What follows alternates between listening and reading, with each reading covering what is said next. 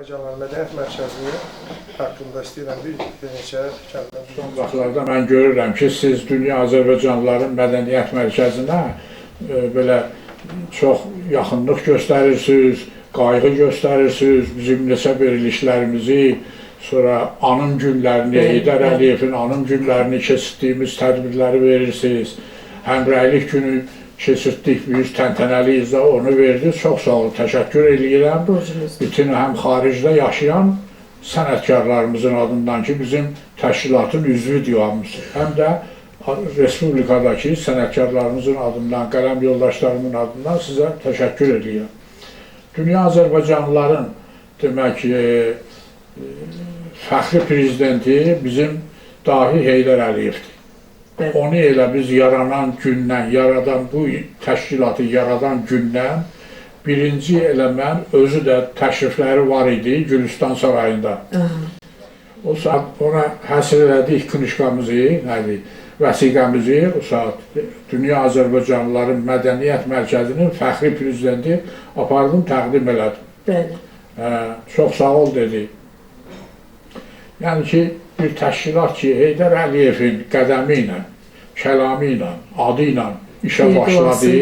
Əlbəttə, o müvəffəq olacaq və bugün biz ona doğrudan da müvəffəqiyyətlə, uğurla iş aparırıq. Əsas işimiz Azərbaycan Respublikasının müvəffəqiyyətlərini dünyaya yaymaqdır. Əsas işimiz budur.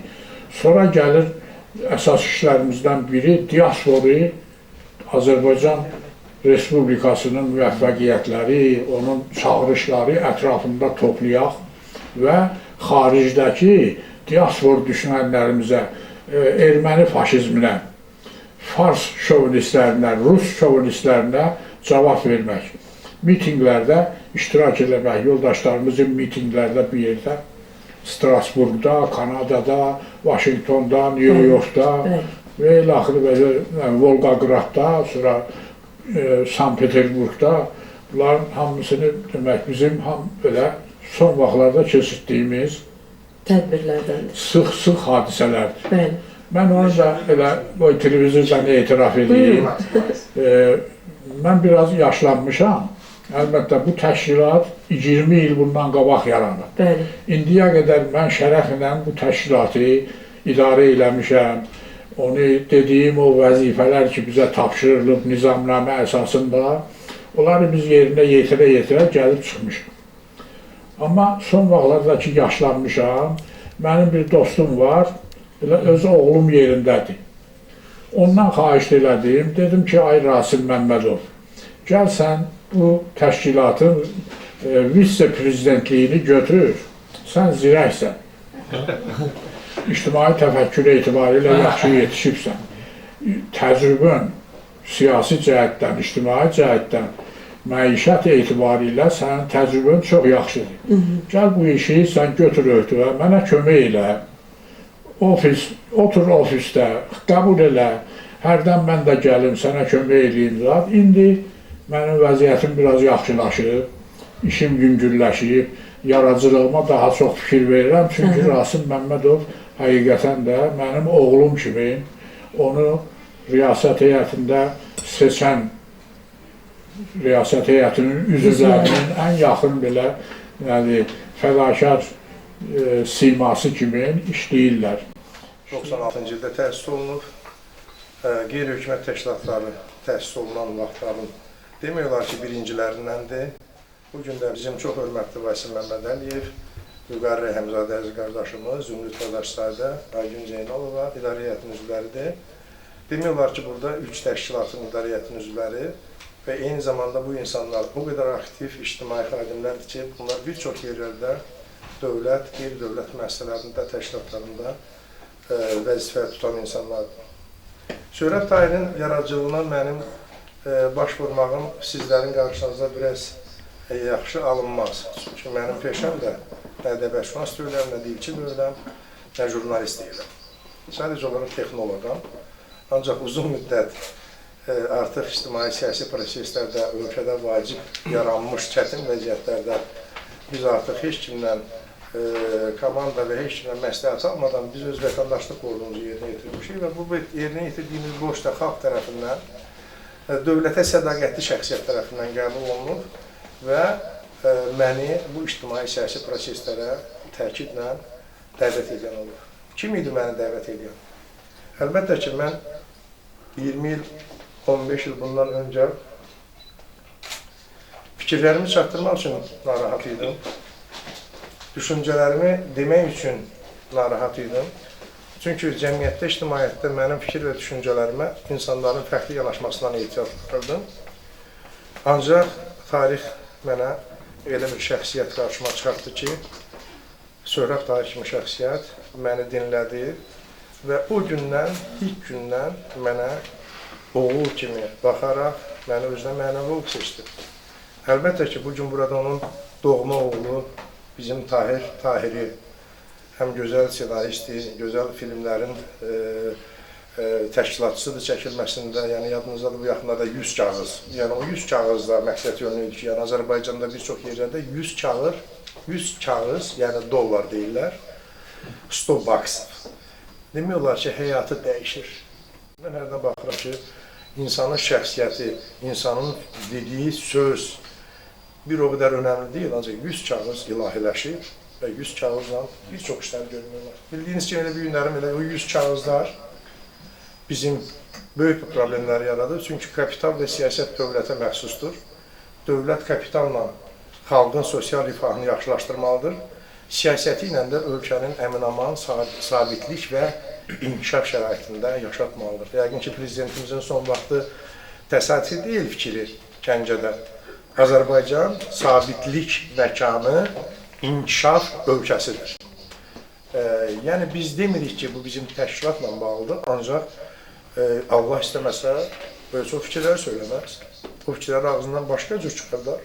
Ancaq bu da bizim bir mənəvi vicdan və əxlaq borcumuzdur ki, necə ki biz ölkə başçısının televiziyadan, mətbuatdan xalqa, ictimaiyyətə verdiyi tapşırıqları birbaşa ziyalığımızla, savadımızla, əxlaqımızla baxıb, düşünüb, onun verdiyi məsləhətləri, tövsiyələri və tapşırıqları yerlərdə insanlara çatdıra biliriksə, bu onların müqəddəs ideyasına və ölkə başçısının birbaşa tapşırıqlarını yerinə yetirən vətəndaşları, vətəndaş cəmiyyəti, EYT rəhbərləri. Odur ki, Söhrəb Tahir məni, fikirlərimi xalq üçün, ictimaiyyət üçün vacib və lazımlı olduğunu söylədi. Məcbur məni tribunaya səsləyərək 2005-ci ildə siz danışmalısınız, siz çıxış eləməlisiniz. Mən çıxış eləyərkən Söhrəb Tahirin gözündəki qığılcımları, sevinç yaşlarını görüb. Və həqiqətən də həyatımda həmişə olduğu kimi bu dəfə də mənim ilahi tərəfindən mənə bir göndərilmiş bir ağsaqqal, bir dahi insan, həyatını öz vətənində, qürbətdə yaşayan, 20 il doğulduğu vətənində, İran astarasında ictimai fəallıq edən vətəndaş cəmiyyətlərinin, vətəndaş cəmiyyətinin şuurunun formalaşmasında, oyanmasında xidməti olan 20 yaşlı gənc 20 yaşından Azərbaycana göndərilir və o Azərbaycanda tip, stomatoloji, texnikumda, kollecdə təhsil almağa gəlir və məlum səbəblərdən Cənubi Azərbaycanımızda bizim 60 milyonluq bacı qardaşımızın olduğu dilimiz, dinimiz bir yaxın qohumlarımız olan Cənubi Azərbaycanda 20 yaşından sonra gəlir bizim bu Şimali Azərbaycanda, yəni bizim Azərbaycanımızda təhsilini alır. Orada hakimiyyət dəyişikliyi olur, orada müəyyən tarixin səbəbindən mi deyək, orada hakimiyyət dəyişikliyi olur. Artıq Söhrəb Tahirin və Söhrəb Tahir kimi Azər Balaşoğlu və digər insanların oraya qayıtması mümkün olmuyor. Bakı Komitəsinin sədri olduğu üçün müddət. Bakı Komitəsinin sədri olmaqla Söhrəb Tahir nə edir? Yenə də dövlətimizə xidmət edir. Həmin demokratlarla gözəl söhbətlər edir. İctimai siyasi sabitliyin pozulmaması üçün, ölkədə əmin-amanlığın olması üçün onları bir partiya şəklində ətrafına yığaraq Azərbaycan Respublikasına bildiyiniz kimi o dövrki Komünist Partiyasının birinci katibi Heydər Əliyevə dəstək olur. Mən Qarabağa döyüşə 92-ci ildə könüllü gedəndə Söhrəb Tahir'in döyüş lövhələri kitabını aparmışdım özümdən. Öz əsgərlərimə mən onun şeirlərini də artıq elə bu da topların, mən topçuların komandiri idim. O toplara ehtiyac yoxdur, elə top kimi ateş açırdı o deyə Söhrəb Tahir şeirləri. Mən böyük xalqlar sənə xalqım, böyük dedi, qədim dedi. Kiçiklərsə səni hər gün parçalayım, didim dedi, alım, yeyim, udum dedi. Gəlmələrdən, bölmələrdən xəlq olmusan dedi düşmən, öz yerinə çəkil, dağıl, başqa xalqdan calaq götür, bir də doğul, bir də doğul. Elə doğul qorxmasınlar səndən səni talayanlar, elə doğul qorxmasınlar başında od qalayanlar, elə doğul.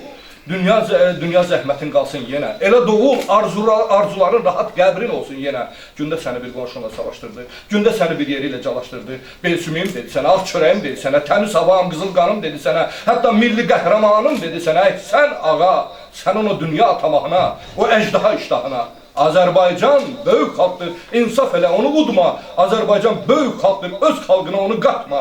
Udma, danma onu, həyat boyu xalq vicdandan ağrıyacaq. Udma onu, o bir qılınçdır iştahını doğrayacaq. Alovlanmış göz yaşıdır, gözlərindən axacaq o. Bir əbədi odalovdur, varlığını yaxacaq o. Sən harayına gəlmədi heç kəs, tamaşaya gəldi ancaq gələn də. Sənə qonaq qaldı neçə qanlı əsr, səndən yer istədi yersiz ölən də. Bir verən 5 aldı, al verdi deyə. Hər kəs ki 5 qoydu, 15 götürdü. Ey mehriban xalqım, bilmirəm niyə, hörmət aparanlar nifrət gətirdi. Nə ləzzət görmüşdü dünya varında, səndən 3 dünyalı sovqat bağladı. Sənin o mehriban bulutların da gedib özgə yerdə yağ bağladı.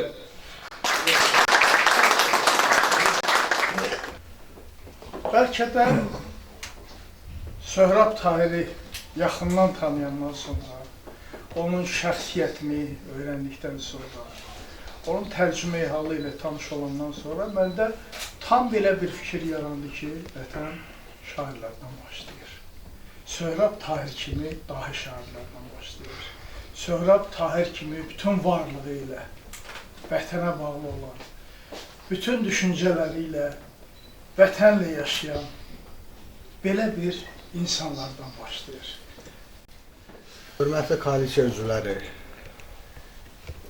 ictimai təşkilatların nümayəndələri, rəhbərləri, bura əyləşənlər, bura gələnlər, hamısı Rasim müəllimin qeyd etdiyi kimi cəmiyyətdə seçilmiş adamlardılar. Bunlar hamısı ulu öndərimizin bizə tövsiyə edib qoyduğu vətəni qorumaq yolunda canlarından keçməyə hazır olan insanlardılar.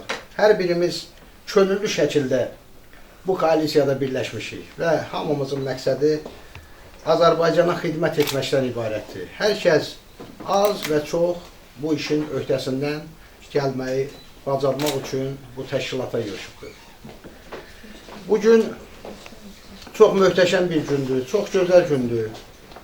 Bizim hamımızın sevdiyimiz Söhrəb müəllimin 90 illik yubileyinə yığışmışıq. Və 90 il yaşamağın özü də bir fərəhdir, bir şərəfdir.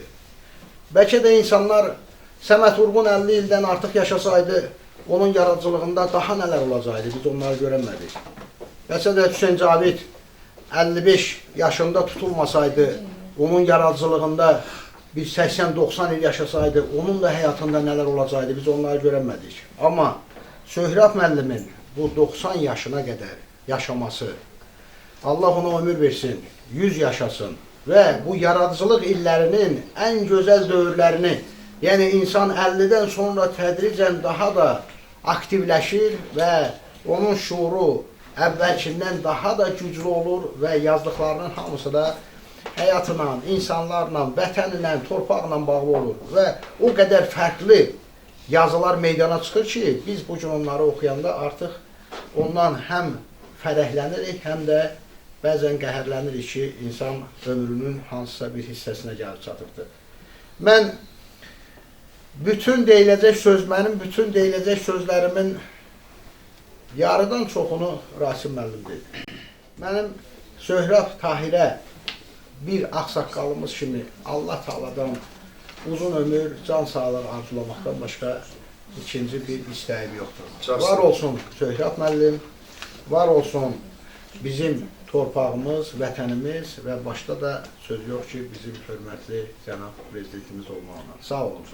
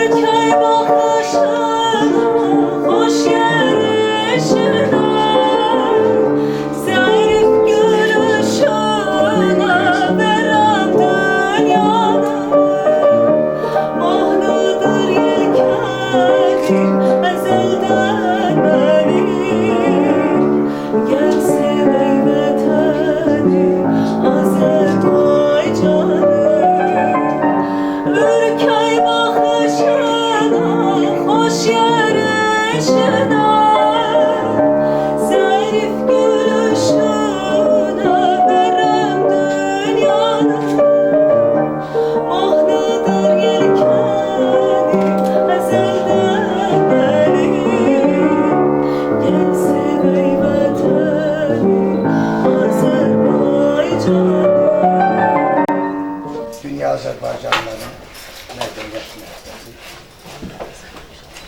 Onu siz yaratmışsınız. Şöhrət tarihində bir yerdə neçə illər fəaliyyət göstərmişsiniz. Birinci dəfə deyil, ikinci dəfə deyil, üçüncü dəfə deyil. Həmişə şairlə görüş keçirmişsiniz. Bütün ziyalıları yığmışsınız ətrafınıza. Yubiley keçirmişsiniz ona. Onun həmişə yanında olmuşsunuz. Bu da sizin bir ziyalı kimi incə sənətə, mədəniyyətə o göstərdiyiniz qayda diqqət. Yəni ki, hər bir qeyri-hökumət təşkilatları bu cür yanaşmırlar sizin kimi. Yəni sizdə bu səmimiyyət var. Öyrənməlin, mən deyərdim ki, doğrudan da yüksək vətənpərvər qanından axan, içində olan o vətənpərvərlik var onda. O vətənpərvər yanğısı var onda. Sayaq şəhərləri böyük şəhriyardır, Əli Tudədir, Mədinə Gülgündür, Zöhrəb Tahirdir. Bunlar Azərbalaşoğludur. Bax, bizim buradan Süleyman Rüstəmdir, çox bayaqlar öncə aparıncaq. Yəni bu ziyalılar vətənə həmişə bağlı olublar. Vətənin keşiyində durublar. Mən heç vaxt yadımdan çıxmaz, biraz öncə Ulu Öndərlə əlaqələndirdiniz. 91-ci ildə mən Ulu Öndərlə görüşən vaxtı görüşdük. 2 saat söhbət elədik. O vaxtda İrana getmək 91-ci ildə çətin idi, yavaş, hələ Sovetlər Birliyi idi. Dedi, İrana getmək istəyirsən, dedim, bundan böyük mükafat nə olar mənim üçün? Dedi, ancaq birinci sizə tapşırığım budur ki, gedəndə Şəhriyarı ziyarət edərsiniz. Sən bunda, bu insanda böyüklüyə bax. Mən doğrudan da getdim o üzə, mənə də adamlar qoşdular. Hadi ilə getdim, Şəhriyar ilə Hadin görüşdük, sonra ziyarət elədik. Çox yüksək səviyyədə qarşıladılar. Yəni ki, əlbəttə ki, dövlət başçısı əgərləri öz xalqına, öz yaradıcı insanlarına qiymət verirsə, bu özü doğrudan da böyük bir işdir. Mənim də şəxsən orada bir payım olaraq onun qayğısına mən mühtacım. Yəni, məni çox diqqət verdi mənə, sənətimə diqqət verdi. Və bütün həyatım boyda həmişə mən ona minnətdaram.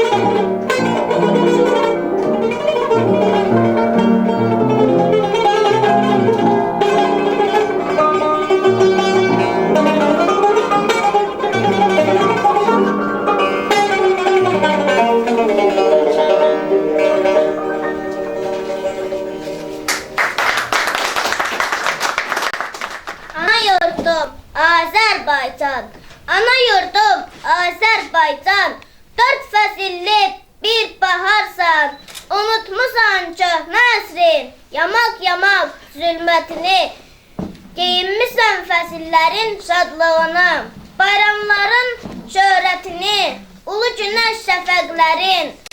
Gümüşünü ver çaylara, kəhrizlərə, ağ əlinin işığını əmdir mavi dənizlərə. Xislətinin ələyini, ağ ələyini göndər mavi dənizlərə. Qəlbim atır durmadan, bu sevda nədir belə? Dənizlər sevdasını qəlbim göynədir belə.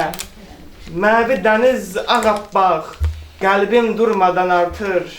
Söylə arzu niyyətin, Nədir əzizim belə? Qəlbimin dalğasını söyləmədən durmasan, qəlbim atıbdır, söyləmədən durmasan. Çox sevimli şairimiz Söhrət Tahirin 90 illiyi ilə bağlı belə gözəl, çox samballı bir tədbir keçirirsiniz. Bu lazımdır, gərəklidir, əhəmiyyətlidir. Müəllim, çox sağ olun, dəvət edib bu möhtərəm tədbiri keçirirsiniz. Əvvəl sizə təşəkkür edirəm şəxsən. Çünki bu tədbirin təşkilatçısı sizsiniz. Sizin təşkilatçılığınız altında çox böyük tədbirlər keçirib. İnqilabın dodaqları arasında alov saçan dilim mənim. Azadlığın bağlı qalmış qapısını tay-tay açan dilim mənim. O anamın nəğməsinə, o qılınclar tiyəsinə bələklənib gələn dildir. Hər bir xalqın, hər bir elin, hər bir gülün öz dilini bilən dildir. Mənə döyüş sənətini öyrətmişdi o hər zaman.